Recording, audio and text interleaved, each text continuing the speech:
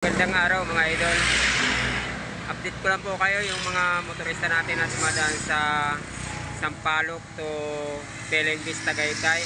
Ano po, bukas na po yung daanan sa may Tagaytay papuntang Sampaloc. Although sinara po ng halos isang linggo rin. Pero wala pa isang linggo, kulang isang linggo. Bukas na po ngayon, pwede na pong madaanan. Dahil po sa nangyaring landslide, kaya nasara po yun. Dahil malaki pong pinsala yung nasa Langay-Langay Bridge at saka yung nasa Pinaglintikan Bridge. Although ilan lang po yung sa mga malalaking pinsala, marami pa po tayong nadaanan doon na malalaking landslide. Kaya po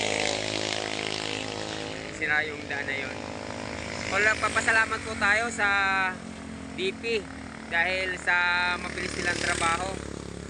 Papasalamat po tayo dahil mabilis po ang response nila sa mga mga kalsada natin dito papuntang Laurel, yung din po sa Sampaloc to Laurel. Tinapos po nila ng ilang araw yon. Yan, papasalamat po tayo. Saludo kami sa inyo DP at sa iba pang mga tumulong. Maraming po salamat sa inyo. Yan, update natin mga idol. Ayos na po ang daan yung sa Sampaloc to Tagaytay. Pag galing naman po tayo dyan sa may Belenvis sa Tagaytay, okay na rin po yung pababa. Hanggang sa muli, Lelo Reno.